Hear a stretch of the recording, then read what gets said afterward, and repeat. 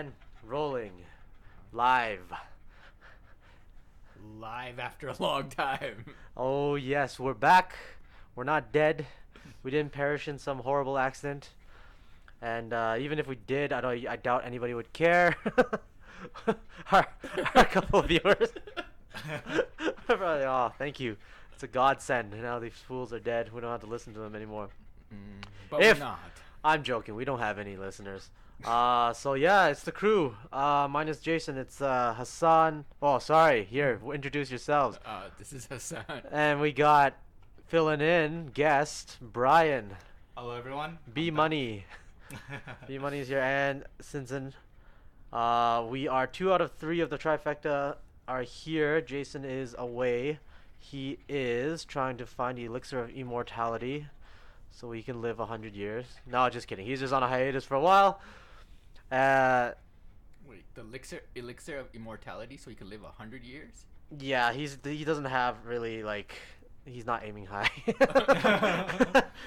That's just like modern medicine, right? Yeah. It's just like yeah, like the elixir of life for him is just antibiotics.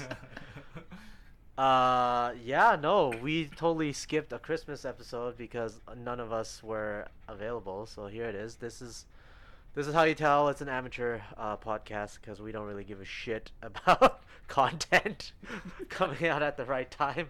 What if we just did Christmas right now? No, I refuse to do that. Actually, It's a timeless podcast. Yeah. They can listen to Christmas whenever. I already said this is the new year, so. That's fair. All right. Okay, well, okay, sure. Merry belated Christmas. We are about, what, like almost a month? Almost a month away.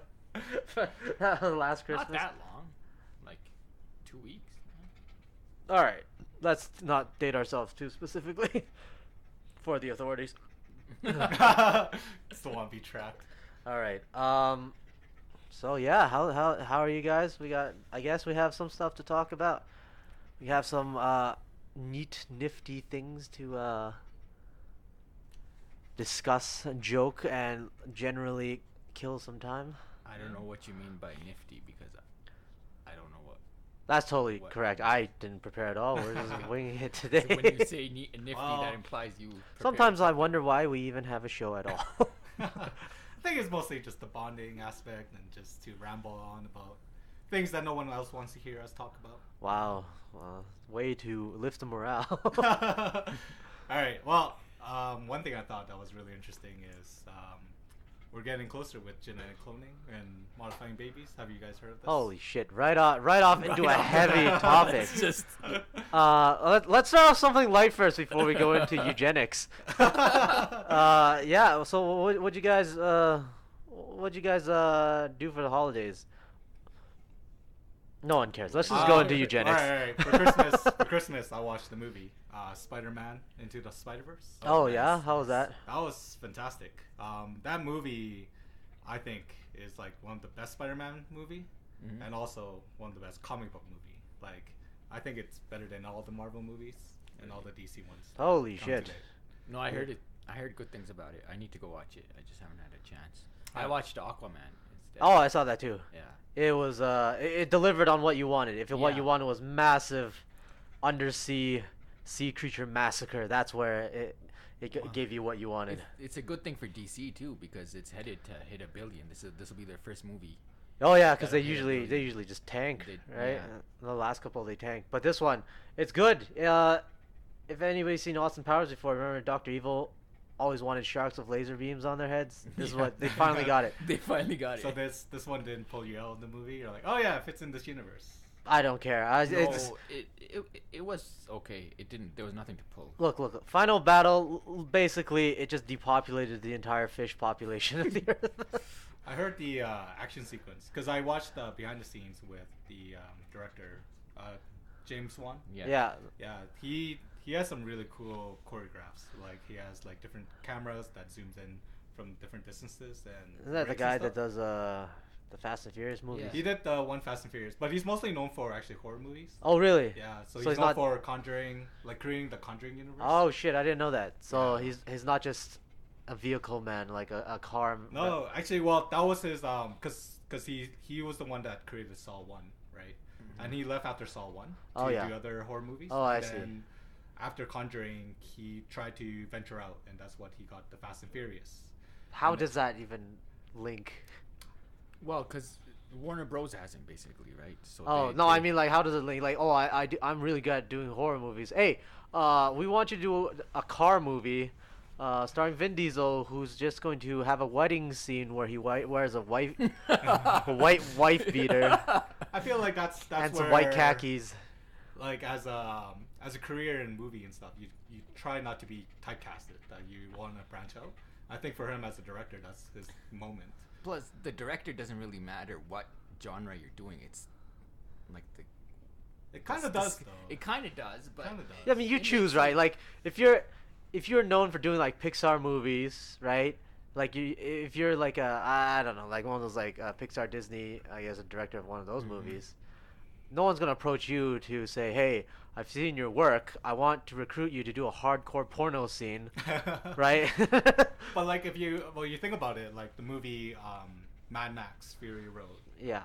Before that, he made Happy Feet, the penguin dancing movie. Who's the director of that? Um, Oh, it doesn't matter. He That's made okay. he made Happy Feet. he made Happy Feet, yeah. So like, Well, if you a really movie a full explosion into like a movie. That, Well, if you really think about it, Happy Feet is very very close to Mad Max. I think both you can argue that both are like the same type of movie, right? Both are about the chaos and the anarchism in both a post-apocalyptic world and a penguin.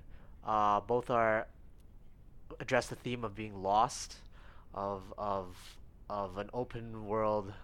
I don't know. I'm I mean, grasping even at when you're straws. stretching. It's tough. But, I mean, the thing with that is like the guys who did Infinity War and Captain America, the Russo brothers, got their start in like Arrested Development and stuff. Ah. So they were like from comedy, they got these huge action movies. So Ah. it's just a matter of, I think they look more at their capability of creating a story and making sure the story makes sense. Well, usually the story writer writes it, right? Yeah, but The director. the director is like the composer. They have to bring it all They're together. the composer, but they don't really write the story. They're Yeah. given the script, and then they try to think of like, how do I shoot this well, or how can I convey what the story writer Yeah, wants to do. so Yeah, it's totally convertible Yeah. between Arrested Development to Infinity War. I can see it. I bet Jason Bateman was almost casted as Thanos. Right? Jason Bateman. All right, so let's talk about eugenics now. Oh yeah, okay. So do you guys understand gene splicing? So As well as the layman understands it. Yeah, the well, layman. I don't know it layman? too well, but basically it's a technology that we have that we can edit gene Oh, yeah. do gene editing. Yeah. The thing is that it just hasn't been thoroughly studied. So it's a very new technology, and a scientist in China had decided that I'm gonna help this family with their child, and I'm gonna gene splice it so that their child can't get the HIV virus. Something like that. Yeah, I remember something that. like that, so that because the parents were positive and they don't want their okay. kids to be Right. positive. Yeah. So it sounds like a very noble thing. The problem was, one is HIV is very heavily studied, so we can give birth to child. Without HIV, like With right HIV, now, they can yeah. already have an Even if HIV your couple, parents are HIV positive, and we they can do have it. a child that's free of HIV when. So it wasn't like it was a necessary thing. Oh, right. So there's alternative ways, and HIV, like we have a lot of like cure and all that stuff. His thing was that because we study HIV so thoroughly, that's why he's confident with the gene splicing. Right. But that kind of opened a can of worm, right? Because now there's an ethics questions of like designer babies and like whether and like the divide between poor and the rich in terms of access to genes and stuff, right? Because we're creating more disparity between the poor Yeah, and the you're rich. just. I think the immediate controversy they had with that is since they are basically affecting a life, like the kid is going to be born based on this technique, they don't know. They're just saying, oh, we don't know enough of it about this that now you have a live human child that has been gene edited and he's gonna grow up. We have no idea, like if down the line if something just messes up with that child as well, right? Yeah, exactly. We really don't know what the ramification is, Yeah. right? And it's a little too early and premature.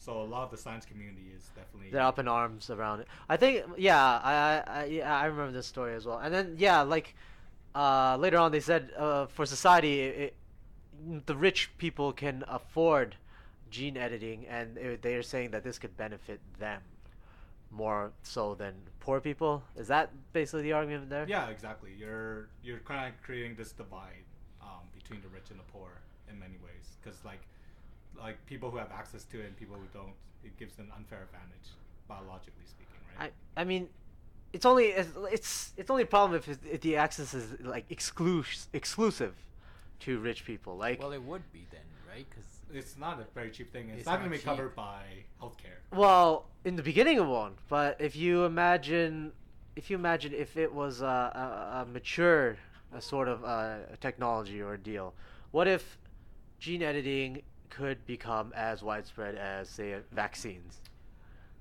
Well, okay. Well, if you think of it this way, think of intro vitro. Right? Yeah.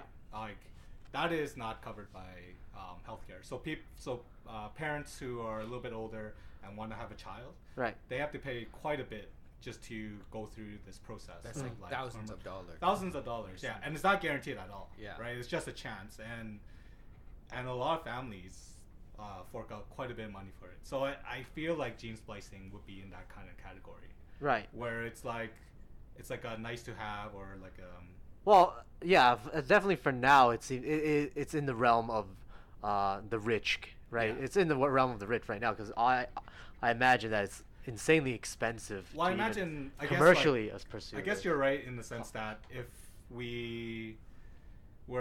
there was a life-threatening disease that they can use gene splicing to correct, then that would be covered. But if it's things like cosmetic and stuff, which the rich would have accessible to pay for, then they could access that. And then these boundaries get blurred, right? Well, like the way society is developing and how technology is developing too. Like, you think that a procedure such as this is really expensive now, but what if in the future, what if in the future the whole game changes, right? Like, I'm thinking of a future where, basically, almost on the verge of like an AI economy or something like that, where theoretically, let's just pretend. So like a There's a lot- basic income. Well, yeah, well, style? sort of something like that. But like, it's less like capital intensive. It's more like, like your productivity is so high, you don't have to worry about blah blah blah stuff like that. Let's just be, if it's in a world where like people have free healthcare and the state is really wealthy and this technology is matured to a point where it's not that expensive to actually go through this procedure, and you don't see that maybe it could be reserved for those people that through tests when a woman is pregnant that they find out the baby has some like genetic disorder, right? You don't think that it could become something where even if you were not rich, this would be available to the common people? Because I'm trying to imagine, back then, let's just say like 500 years ago, if you told someone from fucking like medieval England that in the future we're gonna get rid of all these things that you see here, like the leprosy, the polio, the everything, like we'll get rid of all of that, and you don't have to pay anything. You're gonna get it for free as a kid. This just a needle, like an injection. You're gonna get all this for free. You're not gonna experience like deadly measles, mumps, whatever, rubella. I don't know, all the things that babies are vaccinated for. Right. They would have said, "Oh, you're fucking insane. That's witchcraft 500 years ago, right?" But this is, the reality now.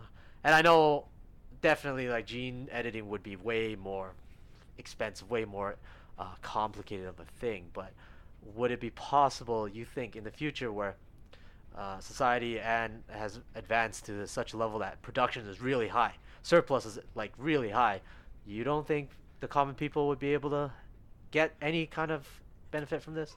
But even if they do get a benefit, like I don't see it. Like, there's way too many complications with it. Like short parents. What if they want like a 6'8" kid? Like, is that now? Well, that's that would not, be like, threatening. that would be like a cosmetic. That would be like a Like, boutique yeah, thing. but you're saying basically, don't give the kid a chance the way he's gonna be or she's gonna be. Just freaking modify them before they even have a chance to be who they are. Well, no, I'm really thinking about those kids that, that they're born with some really debilitating genetic ailment. Yeah.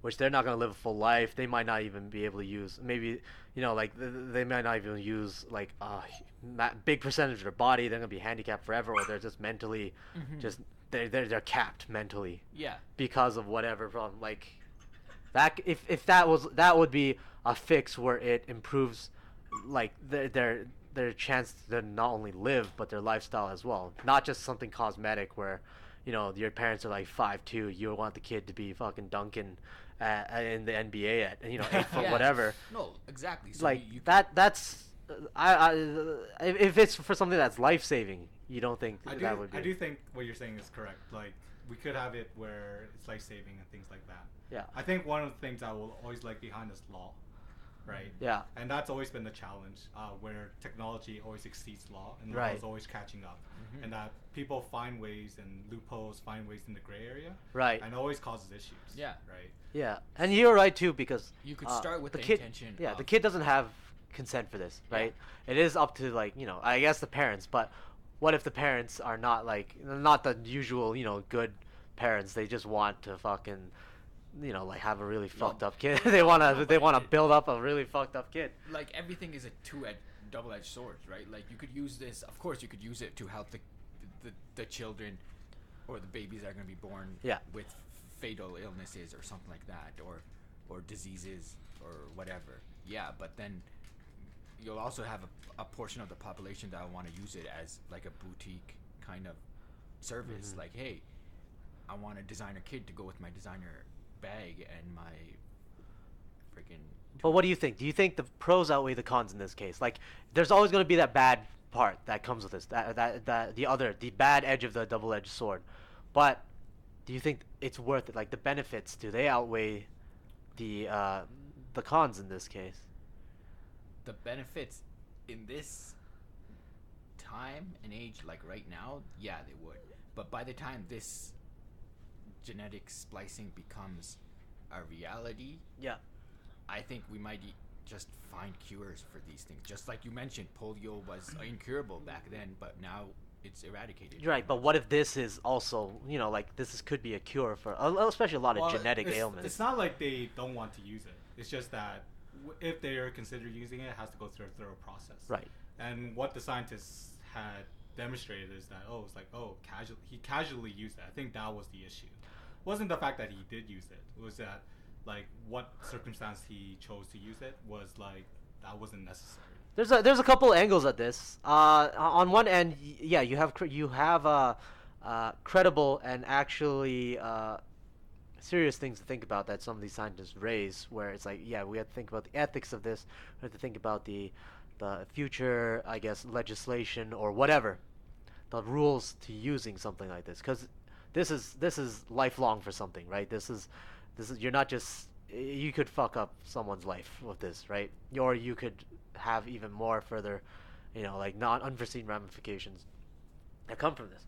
But especially in this specific case with the Chinese scientists discovering this, there's another element to this, and it's mostly because it's a lot of people, especially political pundits, didn't like it, is because it was a Chinese scientist that did this experiment, and there were articles that came out that said, the United States needs to take the lead on this because they feel like it's only ethical if the Americans Do it first. do something like this through their own kind of their own sense of superiority or their dislike of, I guess, the Chinese. But what do you think? Does it have some political elements in it? Can you foresee that? And then would that affect just the whole science of it all? Personally, I don't think it's a political thing. I think it's No, I'm not saying it's 100. Like some Right. people do view it as a political thing. Right. I agree with you 100% that it is the more important question is the ethical part. But do you think like it could be used basically like leverage, or it could be used in a way where the politics take advantage of something like this?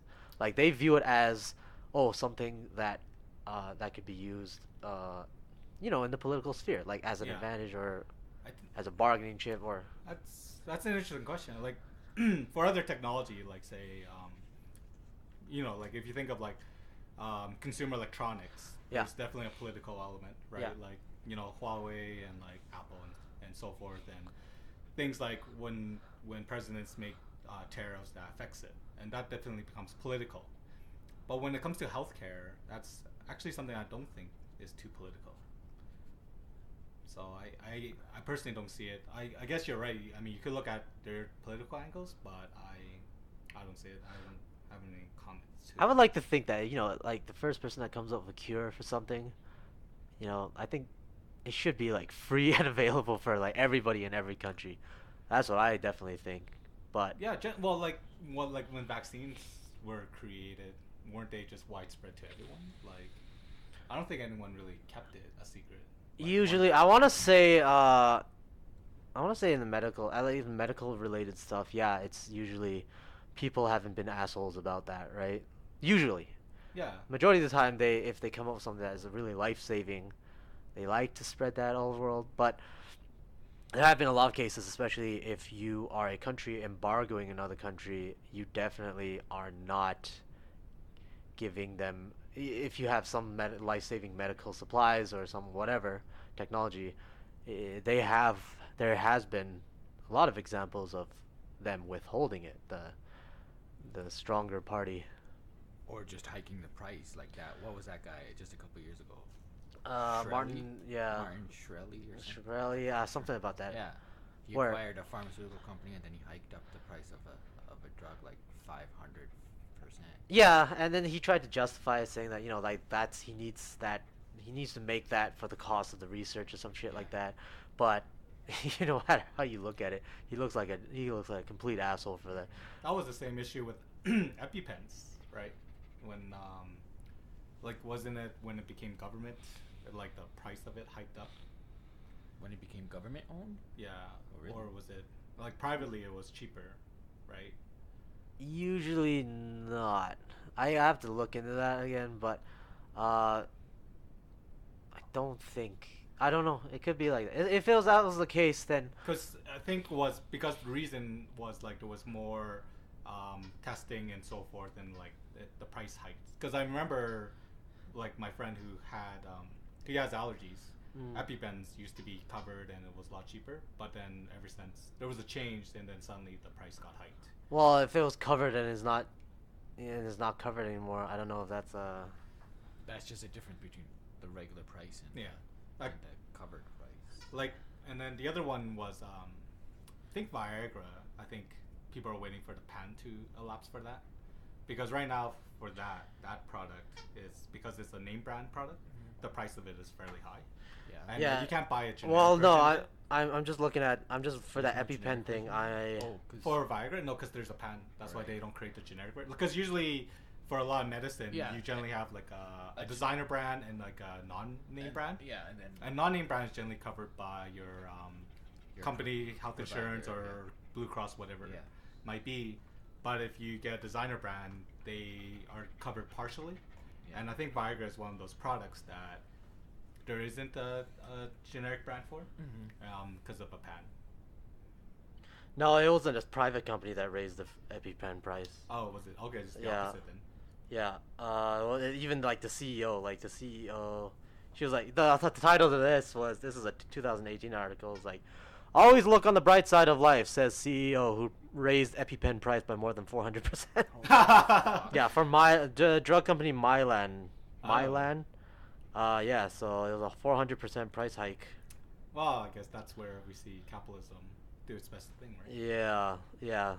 That's why I was like, that kind of didn't make sense. Yeah. Okay, my bad. It's all good. Okay, but back to the babies. Why do you think rich people will benefit more? because they'll have the money. They have the money, and you think Oh, I had this. Go ahead. Go ahead. All right. Well, I guess just making a comment. Like they're already economically advanced. So Yeah. by having the ability to make the biological jump is just adding more, chips to their pockets, right? Right. So I actually had this similar conversation with another friend of mine, another buddy of mine, and he said basically, you with this kind of genetic editing, you could, I guess, theoretically live a much longer life. So, rich people, they could live way longer artificially, possibly. Definitely. I think So they could keep their wealth longer and whatever. But okay, so even if the rich people, if the most richest of the rich people benefit from this, do you think what would you want to do then? Would you want to stop research in this? Would you say, like you want it to continue? Well, then it comes down to just like you said, pros and cons. Like, do the pros outweigh the cons? So I don't know what the whole list of pros would be and the whole list of cons would be. I see some racial issues with it too, of course. I do think I think the study should continue, advance, and the laws will need to come up. But I think they just need to go at a slower pace and kind of evaluate, each gene on a case-by-case basis and determine like what is okay to do and what isn't okay to do. And then when it comes to the divide of like the rich and the poor, that is just a social like laws and stuff that we would have to look into. That's all done and well if we were all under one government. But let's just say if you were like the government of the United States and then you decide, this is too scary, let's slow down. Yeah. But another country like China speeds up. Yeah, I mean, you potentially could have to. So like what, it doesn't even matter if your entire population doesn't want to go through it. Another country will accelerate it. What's? Well, I would bet Russia be the first one to jump on this with the Olympics, and You think that they'll just use it for the? what will be the benefit for them? You just make babies that will like win championships, right? Why would they? Well, they've done before. Well, yeah, when the Soviet Union, yeah. And they did it probably a little bit more cheaper than genetically editing babies. I think that's the next one. No, I don't think they have any. They have too much on their plate to even consider this. I don't know. Maybe I'm thinking about this a weird way. Well, it's like this shit is gonna advance, whether people like it or not, right? And it depends on how you really deal with it. But like. Could you honestly see anybody saying, "Oh, this is forbidden stuff. I gotta stop this"? In some cases, I could see it being forbidden, but overall, I do believe that. Yeah, you're right. They are going to continue with it. I think it's just that it just needs to be monitored, and then just be more regulated or more peer reviewed. Okay. All right. So we all agree that babies will be edited. In the future, we're gonna have trollish-looking babies, neon hair. Trollish-looking. Yeah, like 10-foot tall human race. That'd be cool. I welcome this. You don't need to dye your hair. You're just born with. NBA players, they don't even have to jump when they dunk. They just walk up to the net. Do you think they'll raise the hoop height? No, because all you do is raise the height of the baby until the people just topple over because they can't support such height. No, 26-foot man. That'd be impossible. I think even 10 feet you're pushing it. The way the human body structured, you won't be able to. But yeah, I mean, even the naturally.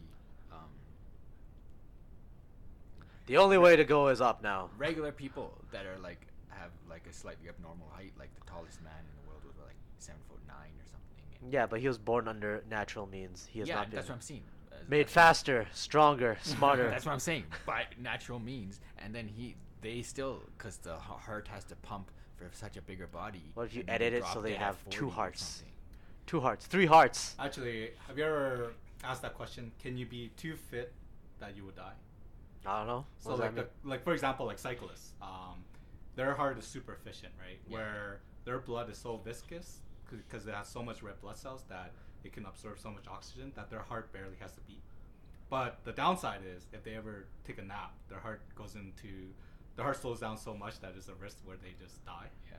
So there's this cyclist who every time he had a heart monitor, so every time he went to sleep, it would wake him up, and he would have to exercise and pump his heart again. Is this a problem of all, like, really high endurance athletes? Yeah, high endurance athletes. Well, I think short answer, spoilers, is no, you can't get so fit that will happen. Spoilers. You already had a prepared answer for this. What the fuck? This is like question and answer period. Let's trick these. But there are drugs that can promote it that can cause it.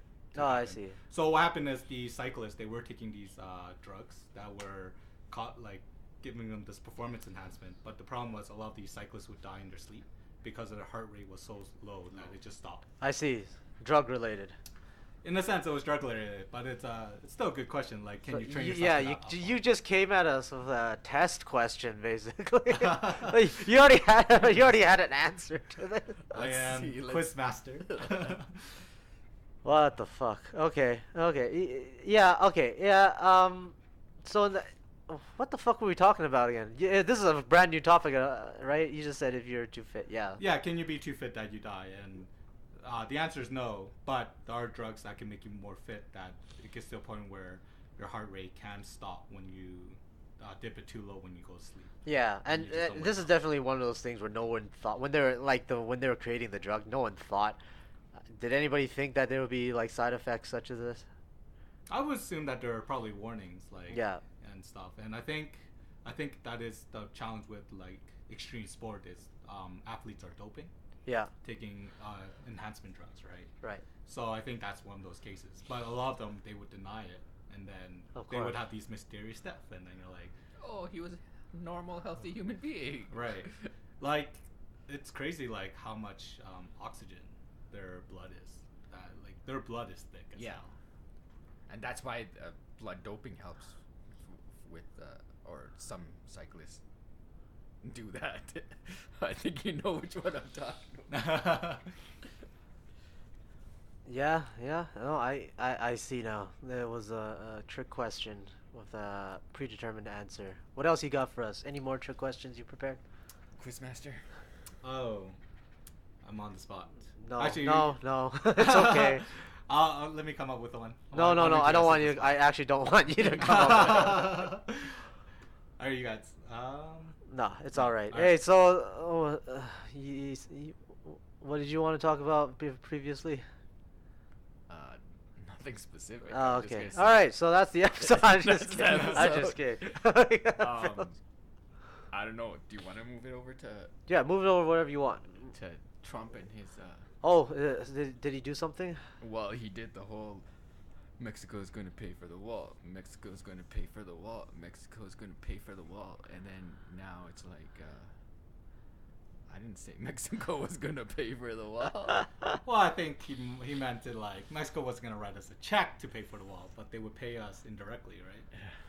Yeah. I don't know what the fuck he meant. No. All right, yeah, this is one of those things where it's like, if you thought that Mexico was going to actually pay for the wall, you need adult supervision at all times from now on.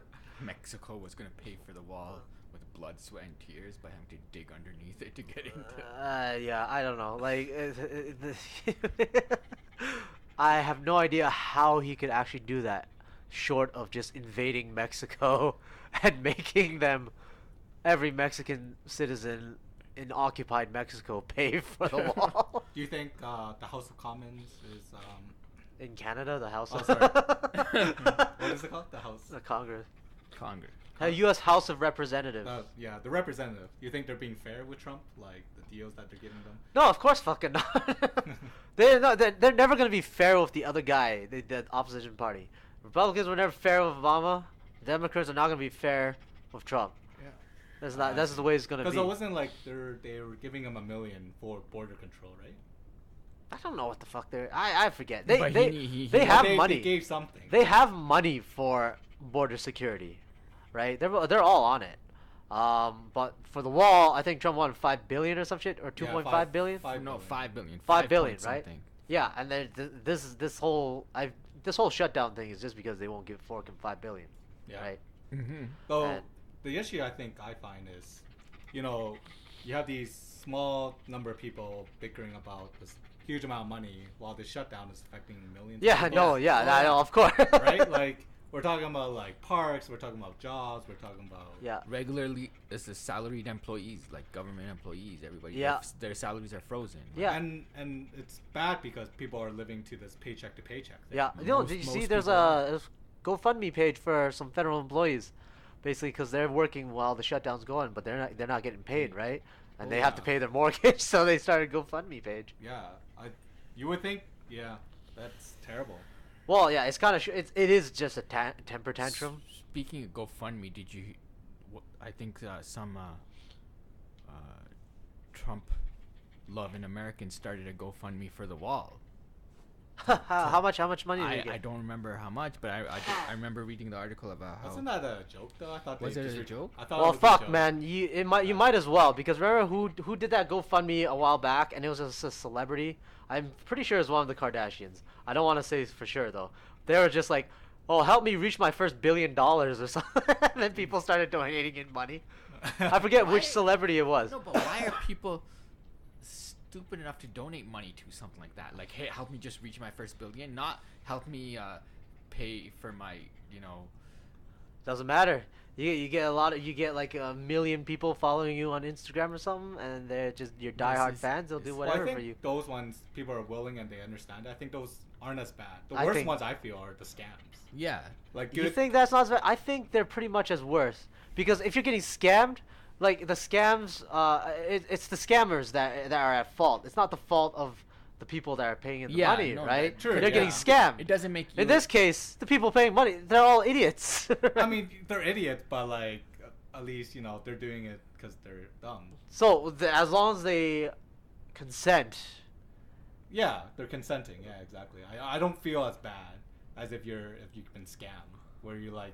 you feel bad for them. Okay, I see. Yeah, sorry. That's what I meant. Yeah, okay. No. Well, I don't feel bad for any of these people at all. I think they're just a bunch of fucking morons.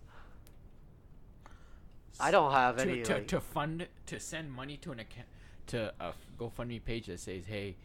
Especially something stupid. Just give me money so I can hit so my I can first be, billion. Yeah, so I can hit my... It's a celebrity, of course, right? Yeah. It's a celebrity, and they have a huge, insane fan base. But, like, if you think of Twitch, people are giving money just for people to entertain, right? It's kind of stupid. Well, it's kind of stupid, but they are providing a service. You're providing a service. You are getting entertained. You are getting... Yeah, you're getting some... It's just like watching a reality TV show or something. Yeah, right. Like you're watching somebody's life as they're playing video games or whatever. In this case, in the other case, it's just literally just some fucking thought celebrity just saying, hey, just give me money, just give me money, yeah. And then people actually giving money. Yeah, she's not doing any like show or whatever. She's not streaming herself. That is true. She's just setting up a page where you just go and give money to her, right? But then, how about like Instagram? I mean, I guess you take pictures. You're still getting a service, I guess, somewhat. Some of them are even, they're just like random pictures, and it's like, oh, just support. But we also remember we talked about that one Instagram girl back then. She tried to get into an Instagram celebrity style. She like spent like 10 grand to try to get that, like going to hotels, get and stuff, those like followers, taking pictures and all going that. to exotic locations, hotels, trying to just get enough followers so she can have this lifestyle forever. Yeah. And then instead she went into like 10-20 grand in debt. Whoa. Just literally trying to build up her Instagram following. That's some pretty bad money. Yeah, that's pretty bad too. She should go do some landmine clearing. Yeah, just go to Cambodia, help the kids over there. Put up pictures of that. It's just sweeping for landmines. I think that's how she could redeem herself. Nope. What if, like, for landmines? That's, how do you know when you're done? Fuck's sakes. How do you know when you're done? Like, do we have a count of landmines? No, there's a whole shit ton of like the thing with landmines is like if you put them in the ground, like war's over, you're gonna have to send people to get it out. There's like after every major war, they've sent people to try to demine some of. Right, some but like areas. let's say we continue demining. Yeah. How do we ever know we're done? Like, what if we demine everything, but we're just searching for mines? You know what I mean? No, cause you have an inventory. Like, let's just say the U.S. one, the U.S. Right. Army. They know approximately how much mines they put into, Vietnam, Cambodia, Laos, right? Right. So, and they know the areas they put it in, definitely, right? Right. And most of the time, if you use your own force, you kind of mark where your own landmines are going to be. So, they know where, like, I would want to say the majority of their landmines, right? Give or take, maybe a few get slipped through, maybe a few stop working, whatever. But they know. It's just that they don't care to actually come in and clean shit up. And okay, if they know, do you think they should make it private or public information, like tweet it, like, this is. But it's been like a couple decades too, right? Like you know the most when you've just laid them during the war, right? Right. And it's not like every landmark. You know the areas which you put it. And Right. You know I'm just saying, like. Well, over 30 years, who knows, right? Who knows whether people still care, or even the people who said it back then, if they kept. I'm just trying to say, like, as we're sweeping for landmines, how will we know? Would you just keep on sweeping? Yeah. Do we just keep on sweeping, thinking there are more landmines, or how do we know we're done? Well, I don't know. You sweep enough until it's just safe enough for people. But then you'll always. I guess the kids in those villages, even if you went in, you got all the landmines, most of the landmines out in like the roads and whatever. Yeah, right. The family will just tell the kids, oh, don't go into the forest because there's a whole load of mines that no one's ever gonna touch. I wonder how long it would take. Like, you clear the mines. Yeah, I don't. Like, how long would it take before a generation be's like, okay, that field is playable now. You know what I mean? Well, it's. If you're thinking about like, if it's like a game of Minesweeper where you're trying to get every mine, that's gonna be kind of impossible. But if you know an area has a lot of mines, you send people in, clear out the area, and that's it, right? Like, you're always going to get some landmines left over in these areas. Man, what the fuck were we talking about before? The wall? Yeah, okay. Well, we're talking about the shutdown, the U.S. government. Yeah, my 2 cents. Yeah, it's a temper tantrum. And the wall is just a fucking symbol. It's very symbolic. I don't even know if it's worth even spending $5 billion for it at this point. No, we had moved Well, on. it's not just $5 billion, because there's also maintenance and everything. Yeah, it's gonna be more. Like $5 billion is just gonna be the cost just for the wall. You're gonna see forever. Like it's gonna be a hemorrhage. It's to money maintain just it, bleeding. to get people to man it, to patrol. Like you still have to patrol it, right? If you just have a wall right there, people are gonna find their way to get through no matter what. The wall. You have to have the wall, and you have to have dedicated people to patrol it still, right? It's just gonna be like, if it does come into play, if it ever does get built, it's just gonna be like the Romans in like ancient Britain with Hadrian's Wall and stuff. Yeah. Like, you built the wall, but then you also have to patrol it. Like, you can't just be like, okay, we built the wall, it's done. Yeah, and it's completely for different purposes, right? Yeah. And but I'm just making a comparison on a wall-to-wall basis. Not a situation-to-situation basis. Yeah. It's just it's a symbolic thing where you can just where you can just say the people that want the wall just hate the people that don't want the wall. It's one of those things. And again. if it does get built, it'll be whether it's a good thing or a bad thing, it'll be a monument. It'll be a monumental level to the legacy of Trump. You know what you could do after 8 years. If you're smart, you'd organize like tour groups later on, like fans of Trump. You could just organize tour groups to go to the wall and do tour spots every so often. You go to Texas, Arizona. What? The wall would have a name, right? Like, I mean, China. Trump's wall. China had a name, like Great Wall of China. I wonder what the U.S. would be. China's name in Chinese, the Chinese name for it's literally just long city, actually, long, right? That's it. Long wall. That's it. Well, so maybe the Americans will just call it a fucking big wall. Hadrian's Wall is called Hadrian's Wall. Yeah, because Hadrian built it. It could be the same thing here. It'd be Trump built it, yeah.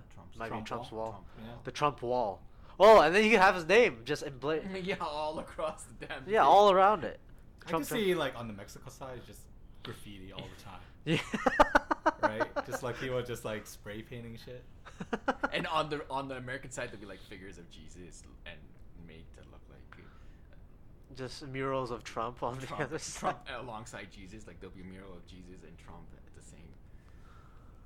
Yeah, no, I think they're just gonna post guards on top and just shoot people coming through. It's gonna be like the Berlin Wall, but opposite side this time. And then, yeah, I don't know. If you're gonna be a betting man, how much money would you put down to say this is gonna actually get built? It's not. Well, it depends. It's not like depends on the impossible. quality. I mean, like, what if you just build a fence wall? Well, fuck, it's not. I don't even think That's already in most of the border there. Yeah, there's already a fence. What if you just? No, that's what it's gonna add on to the fence and shit, Yeah, right? Like yeah. it's gonna be more of a half construction and it's more half extension of existing structures. I wonder if Trump really believes that he'll get the money to build this wall. I think he was really wanting to because he's making a big deal out of this. He's not doing this one. Do you feel like I thought he was just playing chicken, like he just trying to show. That's he's just trying to do art of the deal right now. I think he really wants it because he is a very peculiar kind of president, to say the least, where he's actually trying to come through with his promises on his campaign trail. No matter how stupid all this sounds, I think in his mind he's saying, hey, I'm going to be a good president because I'm going to come through with everything I said I would do. Even though, like, the stuff that he turns out is doing is either half-assed or is, like, completely different from what you think he's talking about. He promised a whole shitload of people a wall, so he's making this a hill to basically, I don't know, not really die on, but fucking he's making a big throw a tantrum on. Yeah, throw a tantrum on. Well, I mean, Trump changes narrative so many times. Like, he'll say something and people are like, "Oh, you said this," and they'll be like, "No, I didn't." No, I didn't. Like, why couldn't he just say like, "I didn't say I built the wall"? I think he would totally say that, but I think in this case, he just wants it to be built. Before he said that he wanted to bring all the American troops back home from whatever, Afghanistan, Syria, whatever these places, right? You're like, oh, and that was one of the actually big selling point where a lot of people would actually vote for him. He was the only one that said that. And then he diddle-daddled. He went into Syria a little bit more, under him. Stuff kind of, they had a mini surge. But then, recently, he actually said, "Oh, you know what? Like, what are we doing? Let's pull out." And then, that's when all the newspapers and all his close aides kind of lost their minds. But we can't leave Syria, when that's kind of what he said he would do. And it's not actually a bad idea for them to leave. But any ruler or leader of any country who's full of himself has wants to leave some kind of physical symbol, right? Yeah. Even whether they get nothing done politically or socially or anything in the country, they want to leave a physical. And I guess for him, his buildings and his golf resorts were the business Trump. Yeah. But as the political Trump, he wants to leave a symbol for whether he does nothing else, which is likely that he's not. Definitely, I think he wants to leave something so that even 100 years from now, people will be like, "That's the Trump wall. Oh, Trump yeah. was our president." Completely, yeah. It's a very egotistic and very narcissistic thing to do. Definitely. I'm just waiting for the day when he there's a tweet or a report about him calling up the creators of Game of Thrones and asking them how they built their wall. Like, how did you guys get that one? It's a nice wall. It's a great wall. Phone's China's like, how did you guys build yours? No, but what I'm saying is, I don't think he's really bluffed. I think he's actually, in his mind, he feels very seriously about this. I don't see it happening. But I also see, you're right. It's not very likely to happen, especially since the Democrats, they have control of the House now, right? So they got a lot more power to shut down stuff like this. Especially now, so if it fails, I do see him backtracking out of this in some way, saying, "Hey, you know what? I never said I wanted to build a wall." Well, but at the current moment, he's doubling down a lot of chips onto this. What if the Republican won the House? Would he have gotten his wall? No.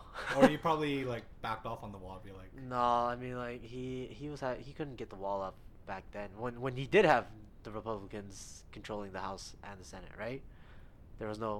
He couldn't get the wall. Maybe he's doing this as a way of discrediting Democrat. The Democrat. Maybe, cause remember they're causing him headache with that whole special counsel investigation, all that stuff, right? He doesn't like that kind of stuff. Could it be a smokescreen to try to divert attention? Possibly, right? But still, I don't think this reeks of too much of a diversion. I think he kind of just really wants a wall. It kind of sounds like he's really just jonesing for this wall. Maybe his idea will be to build a wall and then just build like resorts along on the American side along the wall. So Maybe people could go vacation. Maybe. I mean, the way like some of these people have described how he is once he gets some kind of like whatever primitive thought that he has in his mind, he just really wants it, right? So if he thinks that, the illegals coming through need to be dealt with, that's what he's gonna just have in his mind all day and all night. Wasn't there a report about that too? Like one of the White House officials or something. I don't know if it was what's her name. What they say? She said that last year in 2018 they stopped 4,000 terrorists from crossing the border. Yeah. But that turned out to be border security working at all like airports. Yeah. All over the people they turned away at airports. Yeah. Amounted to like 4,000 people. Yeah. But they played it like it was at the Mexico border. Yeah. They turned away 4,000 would-be terrorists from the Mexican border. Oh yeah, that definitely won't be surprising. They always say shit like this. They fucking even before he came to power, they always said stuff like this to support whatever and whoever, right? Yeah, but that's what I mean. Like, it's just his whole thing is the wall, because the funny thing is he probably believes that. Like when he says, yeah, when they say, oh yeah, we saw 4,000 terrorists, he'll be like, oh, that's good. Yeah, that's good. That's excellent. But that's not the border. That's not the Mexico border. Yeah, that but he's not asking over, that stuff. He's just here. It's like, oh, I'm doing really good. Yeah. I'm that's fucking without amazing. a wall. Imagine how. Yeah, imagine after the wall. Oh my god. Even more people. This reminds me of a line from Legion, which is like about delusion. It's the idea of like, do we believe what we see, or do we see what we believe? Yeah, most people is they see what they believe. Exactly. That is a majority of people. Even people that are, let's say, on the other side of, like, in this case, on the other side that are completely against Trump, the never Trumpers and the whatever, both sides, they're all just believing. Well, what was it again? Believing what they see. No.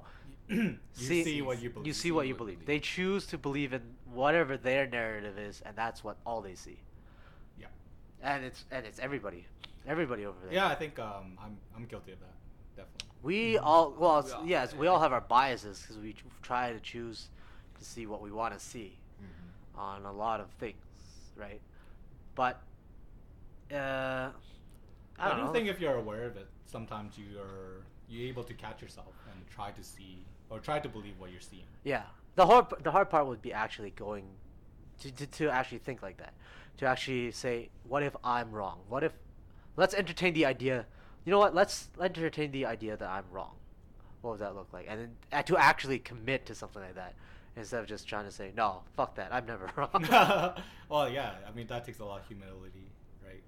And it doesn't actually. You know what? It's not that big of a deal if it's just your own personal life. But if you're like a leader and you have to make decisions and you're just seeing a very myopic view, just what you want to see, what you want to hear, it could lead to a lot of like disasters, bad moves, definitely. Because if you're just making decisions based on what you choose to see instead of what's actually on the ground, you are going to fuck up, right? I mean, you can say the same thing about the whole gene editing stuff, right? If you're like a really evangelical person, you see what you want to see. You see people playing God. You don't like that. That's all you're gonna see. If you're part of the pro guys, like, well, me included, all I see is just benefits. What if there is just some fucked up, unforeseen like turn of events in the future where everybody just comes in and makes really fucked up children, right? They make kids without heads and shit, and they're like, yeah, this is fucking cool. I want my kid not to have a neck. You know, I think it'd be, suppose that we're in the future. You know, like we have vaccines and we're trying to eradicate certain diseases, and then suddenly people are saying like vaccine caused autism, and they no longer. Oh yeah. So what if like gene editing becomes the norm? You have everyone screens their baby, you gene edit them, anti-vaxxers, and then people are like, no, we're gonna do it naturally, and like hide from them, and then have these babies that aren't edited at all. Well, they'll just be natural people. I guess that would be the one. I mean, like, the anti-vaxxers, they actually do a lot of damage because if they don't get their kids vaccinated, it turns out that, they could actually harm a whole bunch of other people, right? Yeah. That's a serious thing. That decision actually harms the public. It's not just their kids. Yeah. Their kids go to school with other kids and everything. Well, a lot of public schools, it's a requirement for They kids should- to be well, vaccinated should. for Yeah, you to they enter. should- they But the should. thing is, you can get around that by using religion. If you say, "Oh, Yeah, my kids don't take vaccine because of religion Yeah. reasons," then Well, you can get in some into it. countries that won't even fly anymore. They're just like, it doesn't matter if you are not going to be vaccinated. Well, no matter especially what you the believe. third world countries where malaria was a big issue. Well, it's actually returned in some places, right? Like measles or whatever. Yeah, measles returned. Mumps definitely. returned in Yeah. what was it? Was it America? Europe. Europe. Yeah, it actually returned, and in a big way too, right? I mean, Europe is interesting because rabies was eradicated. Like there's no rabies in like the UK, which is really interesting. And then did it come back? I don't think so. Like they're really protective of like people bring animals over. Right. So I don't think they have cases of it coming back. It's the thing with Alberta. One of my friends, close buddy of mine, mentioned before. Alberta doesn't have any rats. Yeah. Never thought of that. We have mouse. We have mice, but we don't like. If you ever look at a map of which places have the highest concentration of rats, you will see a very conspicuous outline of Alberta with nothing in it. Yeah, we don't. That's one thing. They did. I don't know apparently how, we but did they some managed. really hardcore rat genocide over here. Yeah.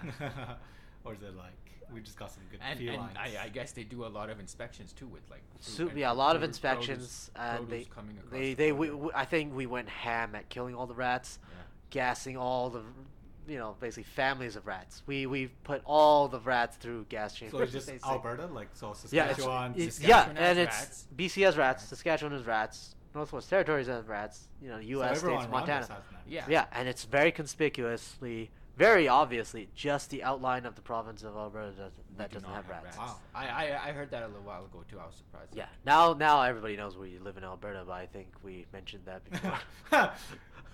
We've even Now we're mentioned, talking about we've these actually we've been mentioning shit like specific city specific festivals too. So I'm pretty sure if we had any hardcore listeners, they know where the fuck we are. Well, I think that's a sign of success, right? If we have stalkers, we know we made it. Okay.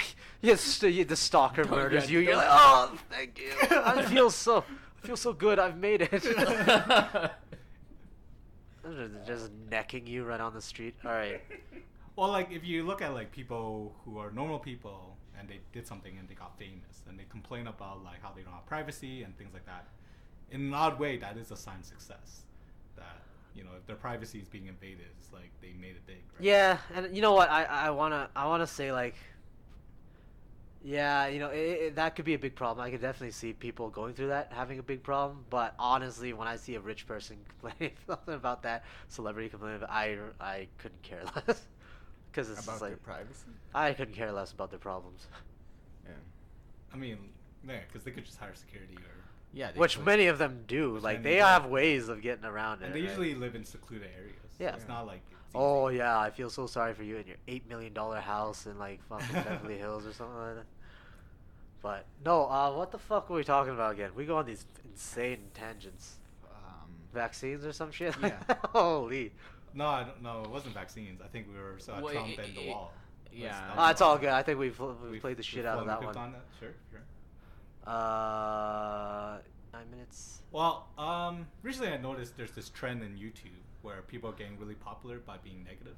Like there's a lot of negative reviews about certain things. Mm-hmm. One thing that caught my mind is Doctor Who, the latest one. Have you seen anything? No.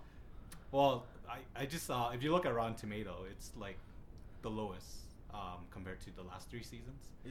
This is the one with the female doctor? Yeah, this is with Jodie Whittaker. Yeah. Holy shit, I didn't even know they had a female doctor. Yeah, they have a female doctor. She's pretty good. Like, the actress is pretty good. Yeah. The writer, Chris something, he's a very forward writer. Like, he has a lot of political things that he want to push, like LGBT agendas. I hate it when they do that in a show. So he's pushing that hard, so it's polarizing the audience.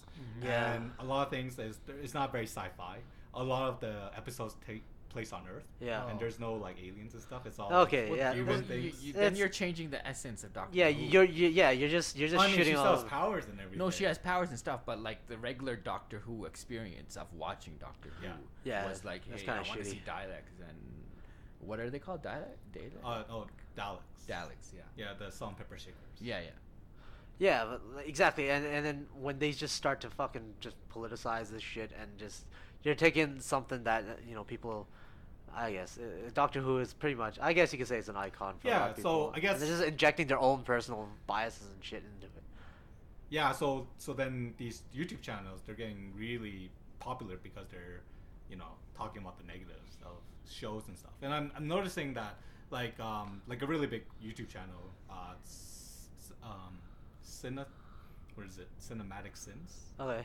It's basically like they go through a movie and just saying like all the things that goes wrong and stuff. Yeah. And in a sense, there's supposed to be satire, but one of the challenges, like sometimes there's good satire and bad satire, where if you complain about everything, then it's not really satire. You're just bitching about it. You're just bitching about everything, exactly. And then it kind of like makes the ones that are good critiques, it waters them down, right? Because then people aren't looking them as seriously, right? Yeah. And I think in YouTube, like a lot of people are getting really popular views because of it. And sometimes you can put yourself in that hole where if you're a channel that likes to bitch about stuff or complain about things, then suddenly you have to always just complain about things. And when you're watching a movie going into it looking for things to complain, you're not really giving it the benefit of the doubt, right? You're already looking for flaws before you've even given it a chance. That's correct. Yeah, so I guess like there's this thing of like people getting stuck in that hole, and then they're just complaining, and it's really, and it feeds that windpipe of the audience and stuff, and the audience is feeding back into them, and it just creates this like environment of just people complaining. Yeah. I don't think it's just limited to the movies either. I find it in books actually, with a lot of reviews for books and stuff. I think nowadays, it's just like nowadays we're especially in a trend. We're in the age of complaints, like even more so than before. Like I don't know, just everything has a complaint about it. I think it stems from the overabundance of knowledge, basically. The overabundance and convenience. Convenience of knowledge, basically. I know more than you, therefore whatever you're saying is wrong and I'm right, kind of thing. Yeah, but me knowing more than you is just an assumption I've made because I looked at a couple more articles than you did, or I spent more time searching some random shit on Google instead of. I think arrogant pricks have always been there. But we have an overabundance. Yeah, we have a surplus of arrogant pricks now. I think it's mostly. I think my own take is we have everything is like so convenient and so available now. I think people just it just seems like they're spoiled. People are just spoiled at stuff. I think back then I don't know, if something was a little bit more of a challenge to get, let's just say if you're let's say if you're a game critic or something, I don't know. I really don't know where I'm going with this. I'm just reaching for straws, but maybe back then you didn't have all this like fucking stimulus all over the place. You just had either one book to read. You had to save up money to just get that one game out that you're really looking forward to, even if the critics say it suck or whatever. Maybe you have a better time doing it. I don't know what it is. It seems to me there's way more complaints about shit. I think the problem is now, back then, like 10, 15 years ago, we could choose to isolate ourselves. Like when I'm playing a video game, I'm just playing it something for like myself, yours makes more sense than what the babble I just spit out. Right? Like when I'm playing 10, 15 years ago, if you're playing a video game, you lock the door, you're not online playing with anybody else. You're just playing yourself. It's an experience for yourself. If you like it, you like it. Right. You love it. You don't have to listen to what your buddy says or what the guy on YouTube is saying. But now you're just connected. Even if there's like flaws, even if there's something you didn't like, it didn't ruin your overall experience. But now it's like everything is just so connected. Now, The most littlest whatever flaw that doesn't reach what you like, you just condemn the whole thing. You're looking at flaws and issues with it before you even get your hands on it. Like within like the one that came out, like any game that comes out now, people are done playing it within the first 12 hours and have already posted their reviews on like Reddit and stuff. Well, this is the first to market, right? Yeah. Problem. Because like if you're the first to market, you get the most views, and everyone's chasing for that. So people are chasing like how to beat the game the quickest, getting the endings. Exactly. Like they're not even like playing. That ruins the individual experience. Yeah, like back then, people you wouldn't look for cheats. It was like a game FAQ where you have to read a wall of text. Or you actually play the game. Or you actually play the game. Yeah, you're not trying to get like you're not trying to do the fastest playthrough and shit and all that. So like even in some ways it kind of diminishes the value of going to like things like E3, right? Because people would go there to see the newest trailer, and your buddies aren't gonna see it for another 6 months. Yeah. But now as soon as E3's on, they like stream it. Or they'll have it on their YouTube channel right away. Yeah, live streaming it. Or somebody leaks it. So it's like, there's really no point to really go there. And it's really amazing. Like, if you think about how easy it is for you to do all these things and get all these things, and so much of what you can get, you can watch, you can play, you can do whatever the fuck you want, all at the same time, literally. Simultaneously, you can get all these things that, like, stimulate you. And yet, people complain a lot more about a lot of shit. Oh, especially waiting. Like, people have waiting. no patience. Holy like, if you told someone, shit. like, oh, can you wait an hour? They're like, forget it. Just do something else, right? Like, it depends on what, like, no, that's not as bad. Like, okay, you know what, actually, you might think I'm one of those guys. I don't like waiting for food. Like, I don't like waiting in line to go to a restaurant, like, an hour or two to wait in line to go to some, like, hip restaurant or whatever. I don't care. I just go to whatever local place and I just sit down and have a whatever nice meal or whatever, right? What I don't like is you sit down and then maybe it takes you like 5-10 minutes to get your food or whatever, just something really minuscule, and then people just start fucking bitching and complaining about it, right? Like, it's 5 minutes, 10 minutes, 15 minutes goes or whatever, they still haven't gotten it, they lose their shit or whatever, right? Yeah. I hate that. I hate that too. Wait, so you hate the customers bitching or the slowness? I hate the customers bitching about it, right? Because you'll never get the it's just everything in their life is like that, instant, right? There'll be no satisfaction. If they have to wait, that means your food is being cooked for you, so it's served to you fresh. Yeah. If it comes to you right away, then they start picking at things like, oh, it's too cold, or it's this or that. Like, you can't. They can't win. And some people are like, if you go on Yelp, sometimes it's the worst because you get people like, the food is really good, but the service, I hated the service. Not once did the server come over and ask me about my day, and fucking. That's usually annoying because touch my hand. Because it's like a 1 out of 5 star. Tell me I'm a big boy. It's like 1 out of 5 stars. Yeah, majority of it is like all good things. Yeah. Like, oh, I love the food, they taste, but this server didn't give me this one thing, or they were late. They left us standing outside. Not come back again, because the server not at all. would not at all. The server did not even come over 5 times like I usually require. Well, I had a buddy, and he had a Yelp account, and he told me the opposite. He says that if he likes a restaurant, he'll give it 5 stars. Yeah. But if he doesn't, he won't review it because apparently if you give bad reviews, people don't take you seriously. That's what he was telling me. And he's from California.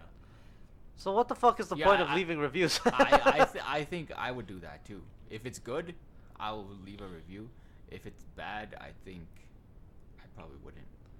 Just not bother put up it. Which is against the norm, right? Because traditionally, people would leave a review when they don't like it. When they don't and like it. if they like it or it was okay, they don't bother, right? Yeah. Okay, so it just defeats the purpose of leaving bad reviews.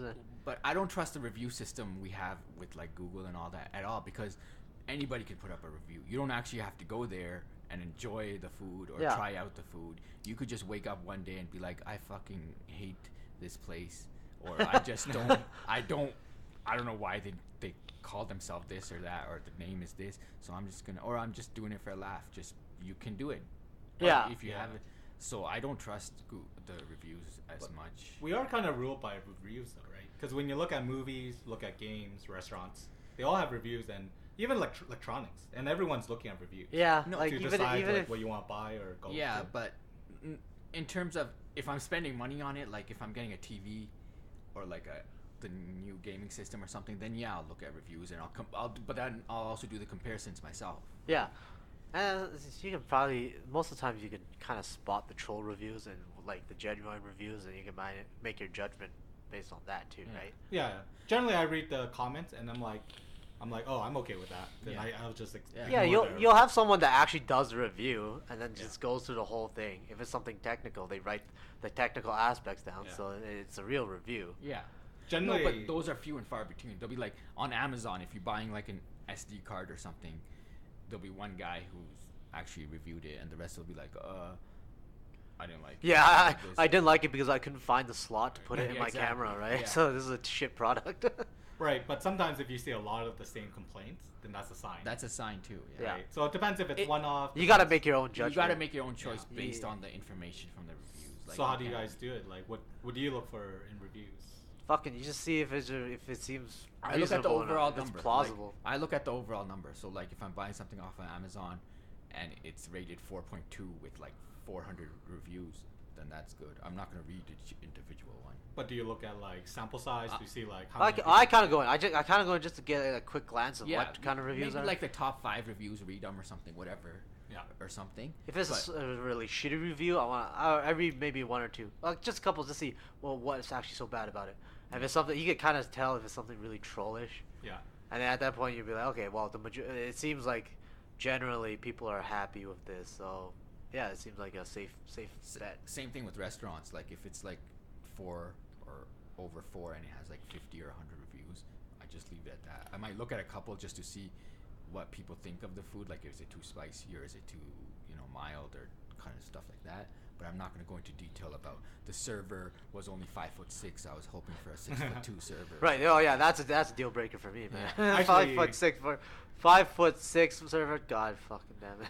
On a small tangent, I remember there was this back in like Fox News, they were talking about like video games and how dangerous they are for people and stuff like that. And there was this book writer, and she was talking about like the danger of video games, and she was hitting like a community, like a video game community. I think it was like Call of Duty or something. And all the Call of Duty players would go to her book review and just gave it negative reviews and like sunk that book. And yeah, like, I feel fucking people do that now too, right? People do that now. Yeah, this mob mentality. Yeah, they just fucking they swarm whatever. But because we have the ability to do that, that's the thing. Like if you don't like somebody's opinion, do a little research about them. Oh, guess what? They have a book out. Let's fucking tank that book. Or they have a restaurant. Well, I don't like that with Twitter and celebrities, right? I don't like the review. I don't like that person's ideas on immigration or something. And guess what? He also has a restaurant, so let's go bombard the restaurant reviews with ones and zeros. Yeah. Actually, I want to go back to one point you were saying. So when you go to a hip restaurant and they told you there's an hour wait. Oh yeah. Do you just leave? Yeah. If I'm not really if I'm really hungry, I want to eat. Like if it's lunchtime and I'm hungry, I'm not gonna wait an hour fucking to sit down. You can find other places, right? Like, okay, like it's really especially stupid. I mentioned before on like ramen. It's like just specific really fucking ramen restaurants, right? And I mentioned that there's like one chain called Ippudo that's it's kind of like a ramen franchise out of Japan. They opened one branch in New York, right? I think it was Manhattan, and then it was a 2 hour to maybe 3 hour wait to get a seat ramen. There. Yeah, you go to Japan, this shit's like McDonald's. You just walk in, you order, you get your food, right? So it's like, and it's also like Tim Hortons getting opened up in Scotland, and it was like an hour wait to get whatever, like fucking steep tea with 2 milk, right? Right, and then over here you don't have to do that. So sometimes it is. What I don't like is just if it's too hyped and people are just going there and it's this fucking hour and wait, like. What's the difference between like the Tim Hortons in Scotland and the Tim Hortons in Canada? I'm guessing not that much. It is like that. I've noticed that. like sorry to cut you off. No, go ahead.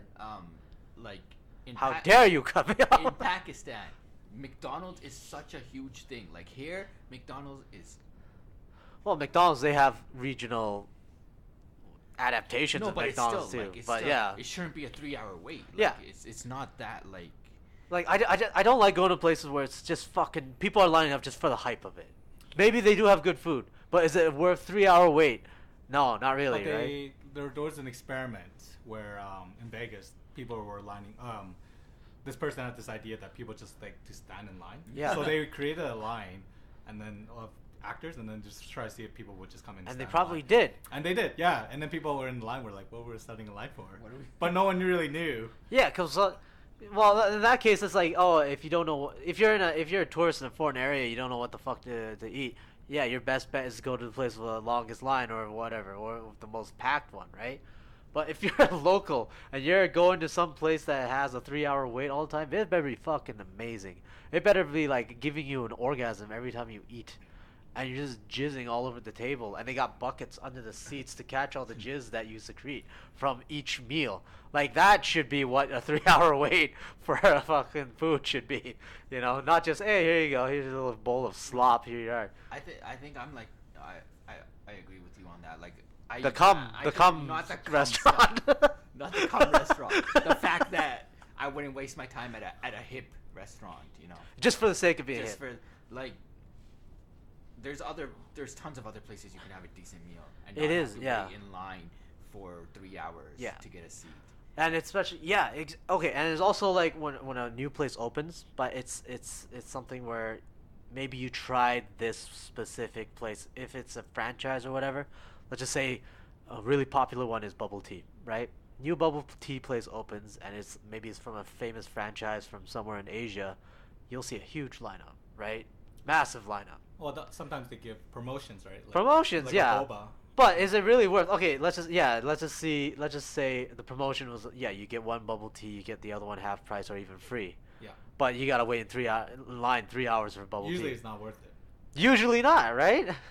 Yeah, I got trapped in that. Yeah, you got trapped in that, and they didn't have. You didn't. It was it worth it at the end? It wasn't, right? It didn't give you. I actually never gone back.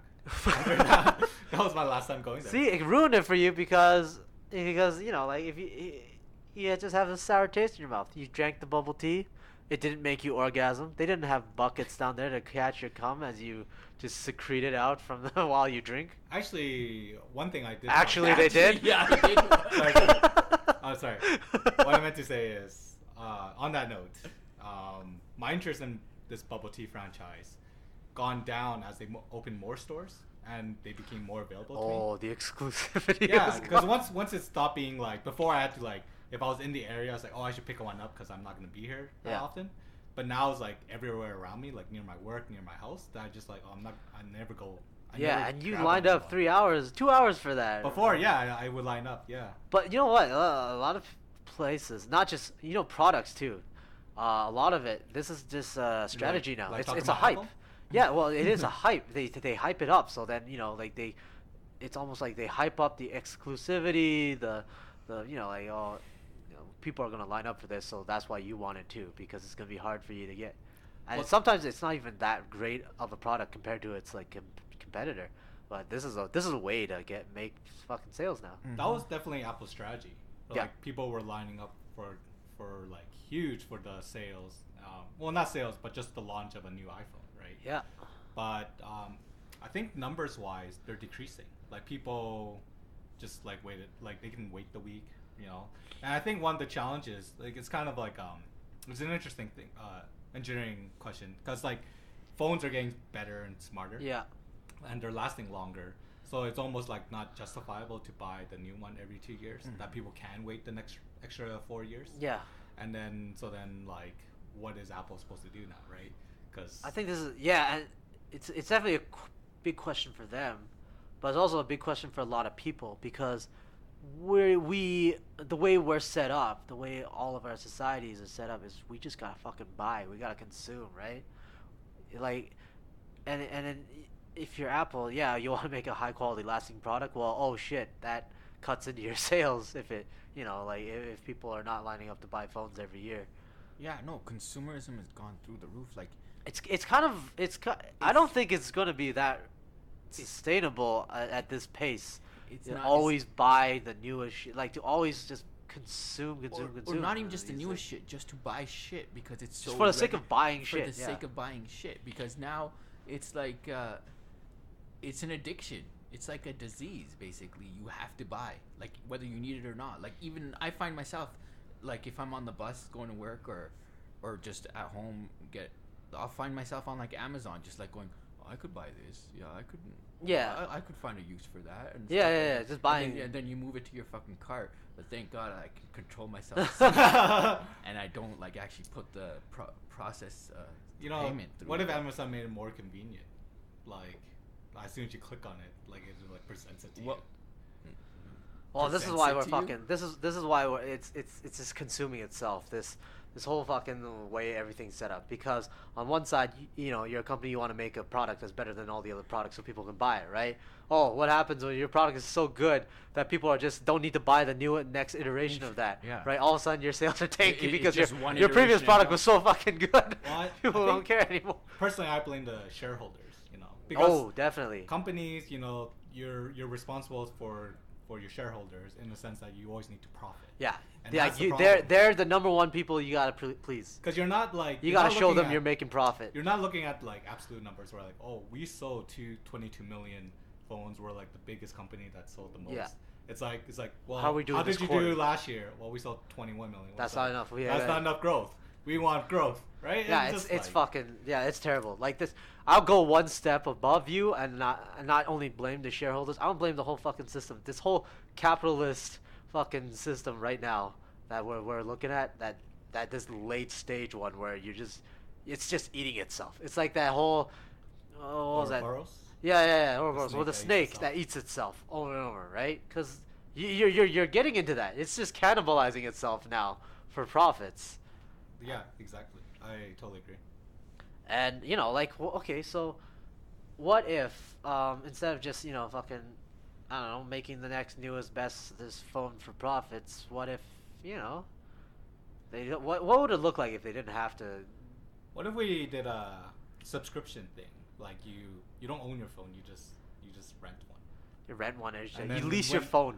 And then you know, when a new one comes out, they just give you a new phone. Oh shit! I think we just gave someone a business idea. Right? Lease phones. I don't know. It makes like, sense. Take away the consumerist. Like, your waste will be down. Like, you're not building inventory. But what would they do with the phones that you give them back? I don't think it'll work too much because, you know, some phone companies, they already have that. You know, like, they use it to sell contracts. They'll give you like the free phone for whatever contract, right? Like the phone company buy all the phones in bulk and just have it out as promotional for whatever contract, so people can, you know, they won't. Yeah, well, maybe. The other idea is if they really want to get humanitarian, but not give a whole bunch of phones to poor people. Where's there room for humanitarianism in a capitalistic society? There is none, right? But like that is, everybody knew that it's supposed to be a dog eat dog world in this area. One could do is, since people don't need phones every year, 1 year you make a model, the next year you use the same money you would have used to make a model, then just donate it. What if like?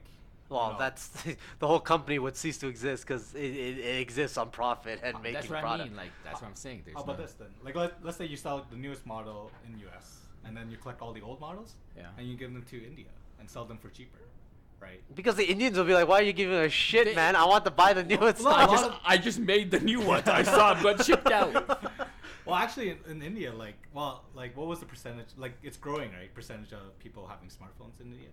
Oh yeah, I think that's growing everywhere. That's growing.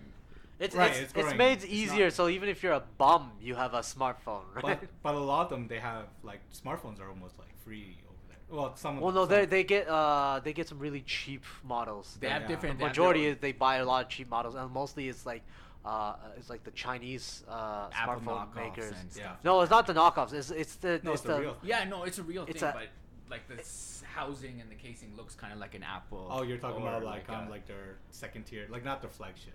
No, they're cheap. They're cheap phone companies. Yeah. That literally just manufacture cheap shit, but It's still a smartphone. They sell like hotcakes in India and like the African continent and stuff like that.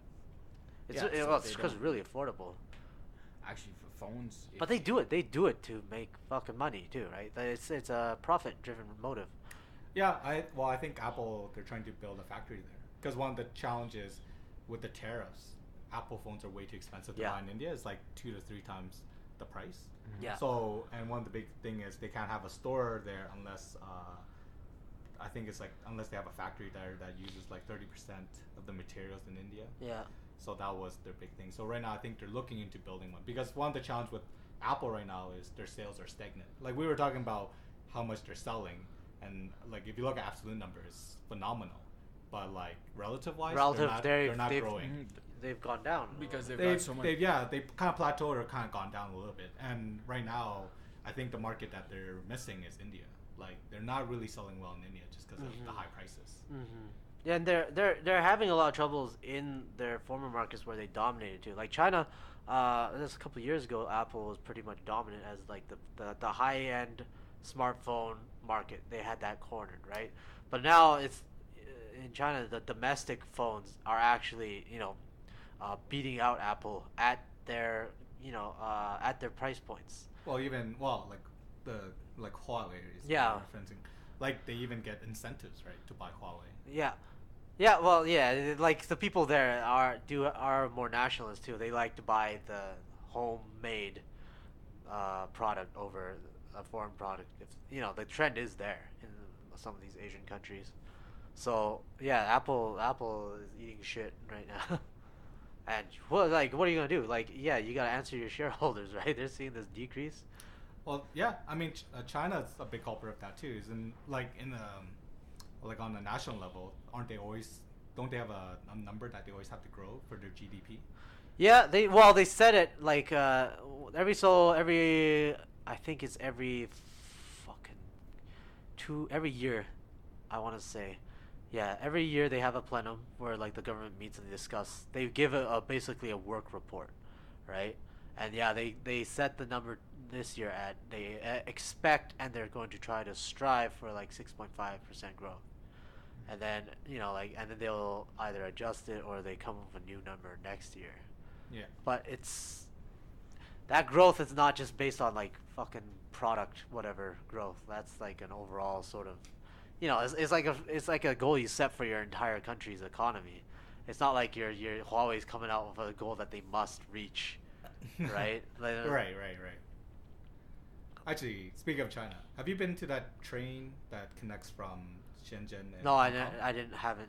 But I've gone to the high speed rail. I took the train from Beijing to Shanghai. Oh yeah. Yeah, it was pretty cool. My friend, he went on that train. He said it's kind of boring because it's through the waters and stuff, so it's in a pipeline. So it's all dark and stuff. Yeah, you won't see shit. And it's not that fast. It's fast, I guess. But there's also these station in betweens that are almost like bubble stations. Where like, it's empty as fuck. Yeah. Like the only places that really have people are the Hong Kong and Shenzhen. Yeah. Everything else between and after is. You're just going through a tunnel, so you can't tell if you're. Well, they have like these cities in between that. And also stops, but really no one gets off. Yeah, because Shenzhen and Hong Kong are in such close proximity that most of the other stops, you can't. There's not really that much like little county towns that stand in between them. It's literally they're almost at this. They are bordering each other basically. Right. If you're taking a long trip, and that's a really short trip, Shenzhen and Hong Kong, you basically drive that, and it would still be like an hour? I want to say an hour. If you have to drive across the bridge, the big bridge that they built. So how long? If you go from through the train. If you go from Shanghai to Beijing, that's like a 5-6 hour trip. You get to see a lot more of the country, and you go through a lot more cities and towns, right? Yeah. And that's way better experience actually. I heard a lot of people from Hong Kong are working in Shenzhen. Just because it's way too hard to find work. Yeah. Hong Kong's kind of fun. Or even living in Shenzhen in some cases. Yeah, because it's way cheaper. It is cheaper to find there. The opportunities are in Shenzhen, unless you're in like some big fucking finance firm in Hong Kong. You're not gonna be making good money there, if at all. So if you want to go look for work, you go to Shenzhen. I mean, like they just completed the whole the I think the rail and the whole bridge. the Zhuhai Bridge this last year. So you're gonna see a lot more traffic coming through. A lot more people are gonna travel to go work in Shenzhen, maybe even live there. Yeah. A lot more tourists are just gonna, I guess, go from Hong Kong, Macau, whatever, in one day, right? Yeah. Right. But like eventually, what China is actually gonna do, and this is gonna be quite interesting. You might see it in your lifetime. They're making huge urban clusters in these areas because they want to. They're figuring out productivity is the best right now if you have these urban clusters. So you're gonna see massive mega city clusters of maybe 100 million people or more, right? Like think Tokyo metropolitan area. You know how big of a size that is, right? Encompassing many cities in the greater Tokyo area. That's going to be like that. The Chinese city clusters are going to be like that on steroids, right? You're going to have like a mini, like the population of Japan in each one of these city clusters that they're going to make. Shenzhen, Hong Kong, Zhuhai, Macau is going to be one of those cities. It's the Pearl River Delta city cluster. That's going to be like 150 million people right there. Well, I've been to Macau. I can't imagine it getting more people because that city is tiny. You're not going to get people flooding into Macau, but it'll be like you're going to interconnect that entire area. So, I see what so instead of like thinking, instead of thinking, oh, I'm going from Macau to Shenzhen, that's like a city-to-city road trip or whatever, or city-to-city ferry trip. No, you're going to think of it like, oh, I'm going to take the C train, the green line from Macau to Shenzhen. It's going to be like what you think about as in a city. Like it's gonna be a metropolitan area that services itself as a metropolitan area. Yeah. So you're gonna have mini countries and all these little fucking city clusters and shit. They'll have their own it'll be basically municipal transit but for a cluster. Yeah, yeah, and all connected by high-speed rail lines and shit like that. It's gonna be like mega cities, like Judge Dredd cities. But that's in Asia. That's where we're headed to, mega cities. Yeah, the big density. Because that's how the populations work there. You ever remember the scene of those Star Wars movies where you actually see the capital, the planet Coruscant, and then the entire planet, the entire surface of the planet is just city. Like high rises. It's all high rises, and it's many layers in between as well, right? Like that's. Maybe the Earth will look like that in the future. You won't even have any green areas anymore. Well, I mean, isn't China already having problems with the green area?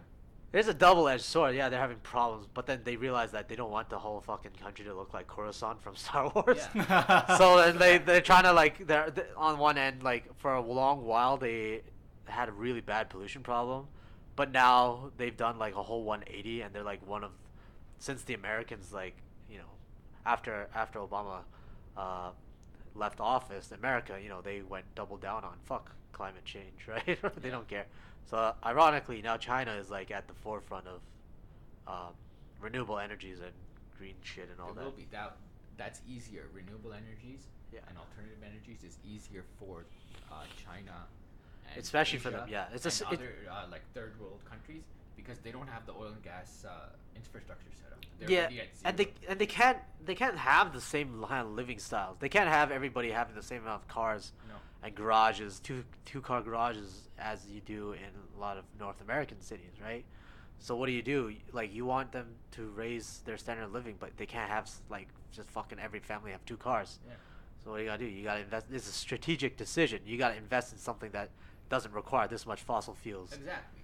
You gotta invest in transit system that doesn't require people having to buy 2 or 3 cars for every. Well, that's the advantage of having a government like that. Yeah. Like when you come out with a decision, you can align everything towards achieving something like that. But yes, anyways, go China. I promise that I'll be a benevolent overlord once my country takes over the world. Now everybody knows where I'm from. I think you mentioned that before. Yeah, I did. I came here to subvert everything. I'm telling you, once you get stalkers, you made it. Nice. I can't. Just get a call from Zinzin. Hey, I made it. Can you come save me right now? Because I'm blocked into a corner. I'm cornered. Congratulations, Bryan. You have your own stalker now. All right, buddy. Any other thoughts before we wrap this up? The new episode of the new year. Maybe we should end it on something very 2019-ish. Did anyone want to watch Black Mirror? They released one. Oh no, yeah. Black Mirror Let's movie? talk about that. Yeah, it's more of an experiment. It's called Bandersnatch. But yeah. Have you gone through it? No. It's like a choose your own adventure Yeah, movie. it's It's a choose your own adventure. Yeah. So it's not. Well, I don't know. Like, do you guys mind spoilers, or should I even talk about it? All right, let's just have a spoiler alert right here so people can prepare. Yeah. All right, 1, 2, 3, spoilers. Don't Alright. listen to the rest of this if you're gonna watch the Black Mirror movie. All right, go. All right. So, well, it's basically a game, right? It's a choose your own adventure, and essentially you can watch it on your phone. You can watch it on your TV, and as you watch the movie, they'll present you like these questions or a choice. So, for example, the easiest ones: you're at breakfast, you're eating, and your dad's like, "Oh, what cereal do you want?" And he would hold 2 boxes, and then you would get the choice, like, what was it, like Frosty Flakes or like some puff, like some British cereal. And depending on what you get, you could die in the next one. Your adventure ends. Well, that's what you were hoping. Like, it's like, oh, does this choice matter, right? And if you select it, I think down the road in the episode, you see commercials for that product. Later on, you'll be on the bus. They ask you like what music you want to listen to. You get 2 choices. You pick one. You hear it in the background.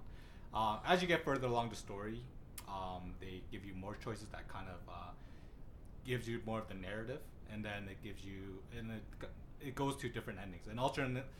The idea is that you would have alternate ending. Like, basically the story is about a boy, and he is trying to make a game called Bandersnatch. It's based off a book, and the book was a choose your adventure book. Yeah. And the game he wants to make is a choose your adventure game. Yeah. And essentially you're watching that, and you're also choosing his adventure. And so he's going through.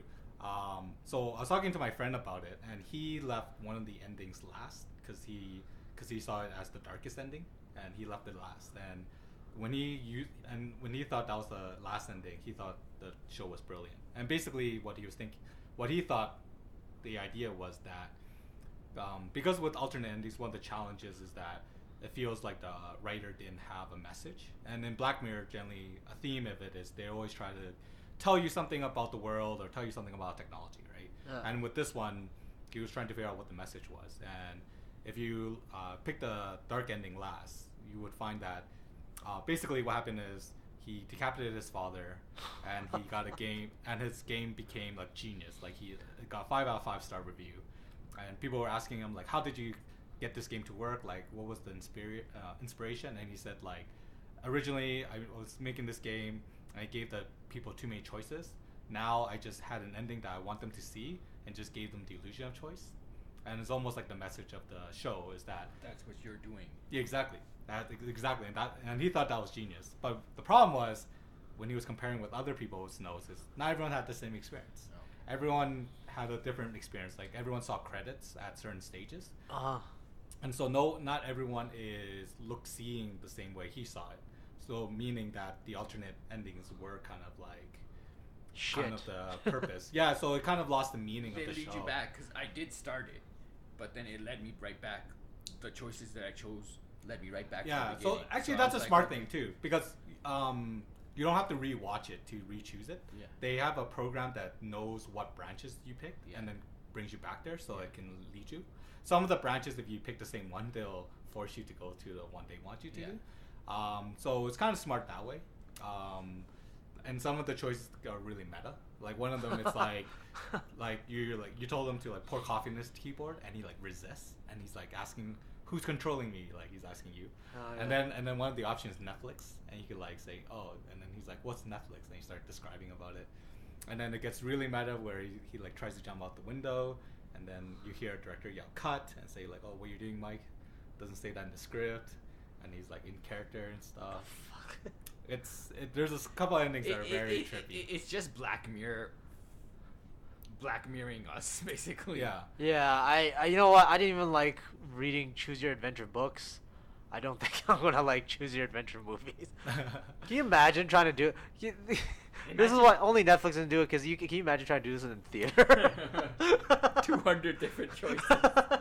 Well, in some ways, like a lot of video games are kind of like choose your adventures, right? Yeah. Like Red Dead Redemption. Well, okay, you know what? There's a big difference between that because in your choose your own adventures, no matter how many choices you got, it's still that set choice, right? Yeah. That is the set path you're taking. In Red Dead Redemption, or let's just say the games where you're supposed to, what you decide maybe has a more meaningful whatever consequence after, like, you know, Mass Effect or Fable back then. I don't know. It's still contained in the choices that they have. Yeah, but it seems more like it seems more fluid. It seems more organic. Like if you want to kill a whole bunch of innocent people or whatever, you're eventually gonna become an outlaw or some shit, right? Yeah.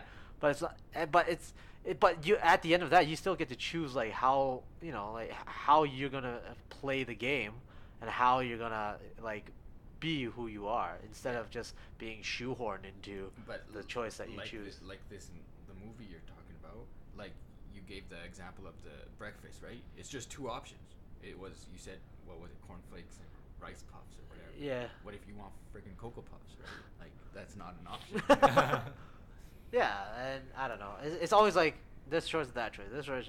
It's almost like it's like a game theory. But then book. I guess that is the message of it. It's the illusion of choice, right? Yeah. Well, that's the message. And this kind of even jump into philosophy, right? Like there was the idea of like, do we have choice in life, right? Because like, or is it like predetermined? Exactly, like predetermined, and if things are true and false and stuff. Like there's this idea, like for example, like for something can either be true or something can be false, right?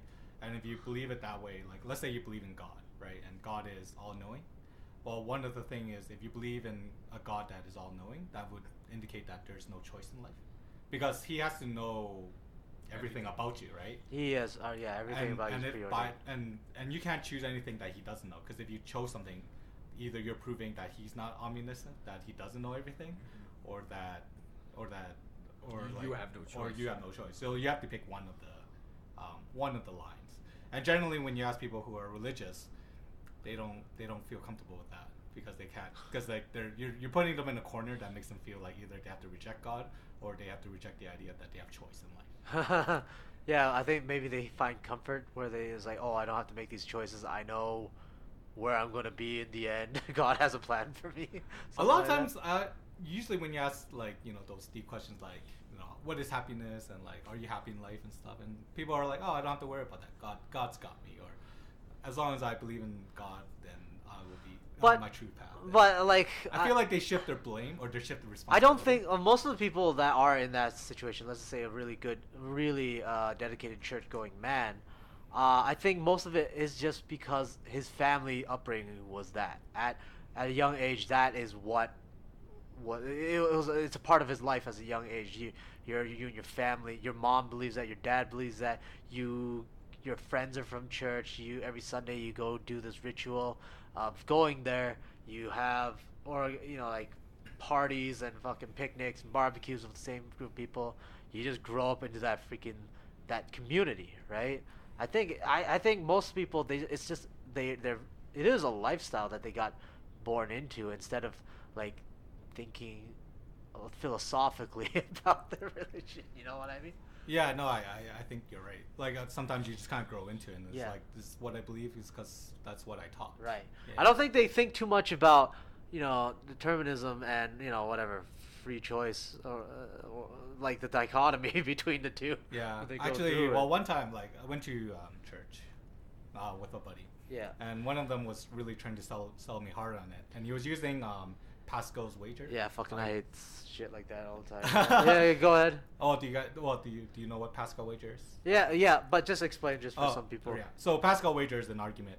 Basically, it's an argument of where you kind of you make a scenario. So for example, it's like, if God exists and you believe in God, that's like, then everything's fine. If God exists and you don't believe in God, then, you know, that's a negative. Like you might go to hell or whatever. Yeah. If God doesn't exist and you believe in Him, then it's kind of a neutral thing. Nothing really happens. And if God doesn't exist and you don't believe in Him, then it's kind of the same thing. It's kind of neutral. So based on this wager, it's more beneficial to believe in Him just in case He exists. Right. Kind of thing, right? So he was trying to tell me that. He's trying to reason it to you like that. Yeah, like, you will get you'll get more benefits and less risk if you believe in it's this like way. a value thing. Like it's all it's you're like all the for least maximum risky value thing. instead. Yeah, and I was like, and I study philosophy, and one of the challenge with Pascal wagers, it's not unique. Right? Yeah. You can apply this to any religion. You could say, oh, I should believe in the spaghetti monster, and you do the exact same thing. Not even religion. A lot of things you can apply Pascal wagers. Exactly. So that's where the downfall is. But I did find that one of my friend who a completely different friend. Right. She's religious, and she saw no issue with that. She's like, oh, I believe in Pascal's wager, and I'm totally in for it. And I'm like, and I told her the flaw, but she don't get it. I don't know whether she gets it or she just don't want to. I can't tell. Maybe what if it wasn't even really a flaw? What if she's like, yeah, so I fucking milk the value out of it. So what? Maybe she's kind of like, yeah, I don't see any issue. But you see, if your friend's like trying to get you to fucking convert off of Pascal's wager and trying to get you to maximize, I'm pretty sure that's already the wrong way to fucking do it. Yeah. Actually, the other thing I always wonder about religion is why are they so focused on the afterlife? Like why? It seems like it's like, oh, we should suffer today, like while we're living, so that we are rewarded when we're dead. And like, why is that such a focus? Why not say like, why don't we try to live as happy of life now and worry about the afterlife later? I think it has more to do with not really the rewards, but like the morals and how the people are supposed to live back then. And also, you can't ignore the fact that the afterlife is such a big unknown. People will come out with these things, right? People will try to come up with some kind of explanation for it, right? And that is what draws people the most as well. Not even in modern times. Back then, you could die for whatever reason, right? Maybe you have to kind of believe that it was all for something greater than just your mortality, your baby mortality rate is like near hovering at 50%. It's a coin toss whether you have a kid or not. It's born from that probably, and probably utilize it in a way where, hey, if you do good in this life, in this society, you're bound to see something better after you die. It's just a lot of suffering, and then just some way to, I don't know, ease it, reassure yourself. I guess it's almost like justifying the suffering. Like if you're suffering, in a way, it is. It's almost like, don't worry, you'll be. But it's also telling you, it's telling you like, don't be hopeless and just throw everything away. I think it's like, in some of these stories, they come up with some like, I guess, some noble scenario where it would be something regarding sacrifice, right? Yeah. Like. In the Christian religion, all these saints, they've reached sainthood because of sacrifice. Jesus sacrificed himself, whatever. Like, it's just one of these things that you get for people. The good thing that you can think about, the benefit is you get people to basically throw away their own their needs, their selfishness, and actually like fucking sacrifice. Yeah. I guess. I mean. If you look at fascism, they tell people to sacrifice for the state, right? No, that's right. That's like that nationalism thing. Yeah. You're sacrificing yourself for the greater good. Yeah, because people as a group, the group does get strong when you have that sort of the aspect of people do things not for their own gain, but for the gain of everyone. Like the most simplest example I can think of is planting trees. Right, you're not planting trees for yourself. You're never gonna live enough to see those trees grow into actual size. You're planting them for the next generation, next generation, right? People that plant trees are planting it for not themselves. It's that is a very small mini sacrifice. You're just sacrificing time and effort to plant a tree, right? Right. For something great. Like in religion, I think that was the most primitive, the beginning, one of the more primitive ways of getting people to, sacrifice and to basically come together as some common community off of whatever belief. I think that's why it got even so big. And I think if you look through history, the times where these major religions came about, it was a time of like a really shitty time when everybody was suffering. That's when you get most, the Abrahamic religions. That's where all the prophets and all those guys came about, right? No, I think that makes sense. Yeah. I mean, you can find value in it in the modern day, but as well, right? But the modern day, people get to choose how they live. Yeah, I think the shift of modern days, well, especially in the Western countries, very individualism. A lot of like defining for yourself what happiness is and things like that, or defining what is success. You get a lot more choice. I mean, like people. There's one thing that some atheists or some people that are just hardcore against religion. There's one annoying thing that they do, and they try to shit on people that actually believe in this stuff, and they're trying to show that they're like more intellectually superior. Be like, like, oh well, I'm gonna give you a conundrum, and if you believe in this God, then blah blah blah. How do you explain blah blah blah blah blah blah, right? Just to piss off people. Where some people are just like, fuck it, man. I like my church. I go for the barbecues, whatever.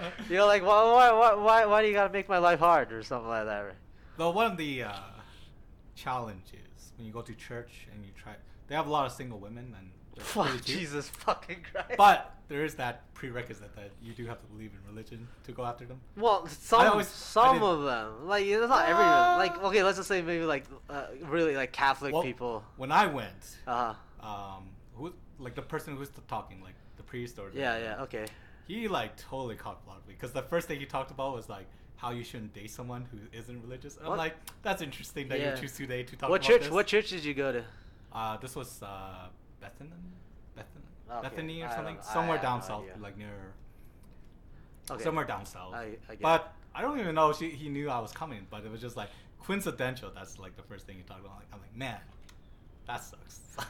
Whatever, man. People just want you to, I don't know, marry. If it's in your own group, they just want you to convert to the group. Yeah, you're right. Like, cause when I asked my friend who's religious, and I asked him like, so like, why why do you need to date people in your religion? It's kind of like, if you're Asian, you should date someone who's Asian. Yeah, that's what your grandparents or something would rather want. Yeah, to me it's almost like that, and people are like, and I don't think he had a good answer. Well, he was just saying, well, I guess his answer is more kind of like middle road kind of thing. Was like, if you have like certain values, that you want to find someone with similar values, which makes sense. Though I feel like the person preaching was kind of making it like a hard and fast rule rather than like a guideline, like, it'd be less complicated by finding someone who's similar to you. Yeah, I think the main problem would just be like, I myself, I don't like it when people like tell me what I should think or what I should do. Not if your fucking boss tells you to do something. Yeah, if my boss tells me to do something at work, yeah, of course I do it. But if, let's just say you're so-and-so, some parent or some, like the reverend or whatever at church tells you how you should live, even like my own family, if they tell me, oh, this is the proper way to do something, this is the best way, the traditional way to do something, I'm like, yeah, whatever, fuck that. Right? I personally you just kind of ignore it. Yeah, I personally it's like listen for respect, and you're like, well, I'm not gonna do that. Yeah, well, yeah. I sort of have that personality, so I would never be good under any organized religion because it's just you give me a book telling me what I need to do, I would not be faithful following that. Yeah, I think if I was Christian, I'd be a poor Christian. Oh yeah, like, you would definitely. I would be so selective. Like, nah, that doesn't sound like me. A lot of people are selective though. Like like Catholics that fucking wear condoms or some shit. All right, that's already. I don't know if that's a taboo thing now, but back then I think you weren't supposed to, you weren't allowed to, but people do that.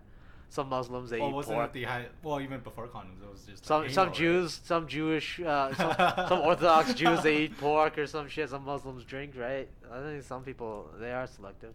Some people aren't. Some people fucking whatever. Some people take it more seriously than others. But it's just say like the thing I want to say on that is it's not just limited to religion. It's just everybody has it. Even the most atheist motherfucker out here has that kind of same mindset when it comes to something they're really, I want to say, passionate in. I think. Well, they're they're passionate in trying to convince others that religion, what they believe in, is wrong. Yeah, so maybe they're only friends with other people that want to do that, right? So maybe they're not going to be friends with some devout Christian guy. Well, I think that's one of the challenge. I think that's always the danger of labels.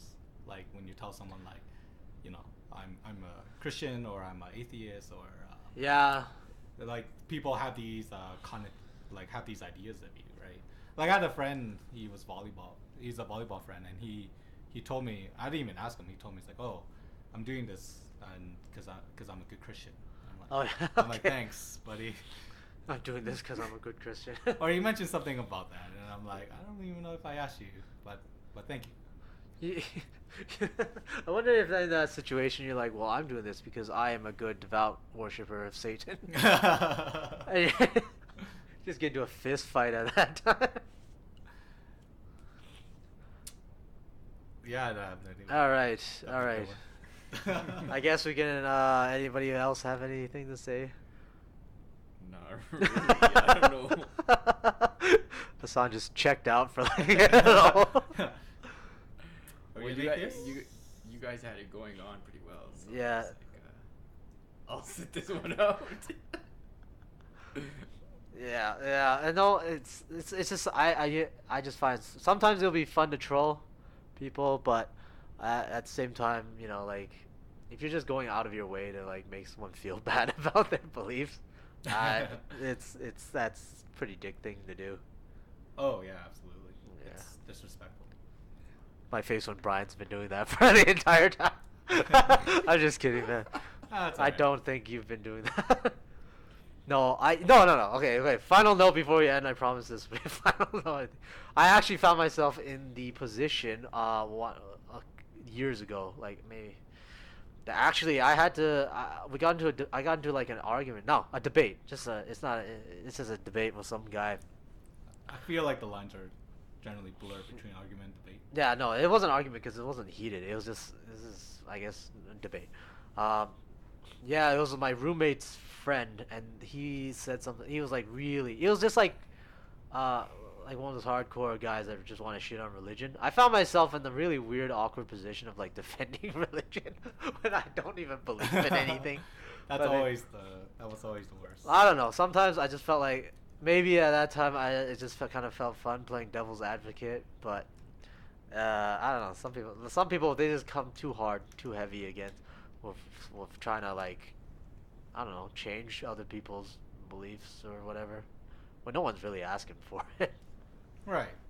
It's in some sense it's kind of like a rant, and it was a rant. They're trying to see people like to agree with him, so yeah. he doesn't feel. So what the fuck's the difference between you and the guy that goes around preaching the fucking whatever Bible anymore, right? That goes door to door. Like you just want everybody to believe what you believe, anyways. It is on the basis of it is kind of like that, especially if he's hardcore going into it and trying to just ranting about it, try to say, well, do you believe in this? If you know, because if you do, you know, why? That's so stupid. Well, I think with religion, the recruitment is a source of income, right? Like the more followers you have, the stronger your religion is. Yeah. It's very easy to get into a scam religion, definitely. Cults. Yeah. Cults especially, they prey on people like that shit, right? Yeah. They prey on the weak. They prey on. But that itself is not really like, oh yeah, it's because religion's bad. No, just people just find ways to manipulate other people. If it wasn't a religious cult, it'd be some other kind of fucking cult, right? It'd be some other way for them to scam. It'd be a Ponzi scheme instead. You change your place of worship into like a fucking Ponzi scheme instead. Hey, you get 3 more followers. Yeah. You get 3. Yeah, it's just fucking. If people love to manipulate other people, if they can get a profit from it, there's a lot of people that do this, and they find any excuse to try to rope people in. Yeah, I think that does upset me when someone like I was on a date and she mentioned that it's like she went to this family friend's house and they were really wealthy. And I'm like, oh, what do they do? And it's like, oh, they're psychic readers. I'm just like, man, they're just scammers and they're rich. I don't know, just. Something in my heart just feels so bad about that. You want to put on a cape and a mask and deal out some swift justice to them. Just use like magic cape. It's like this Ouija board is a fake. Okay. This crystal ball is not real. All right.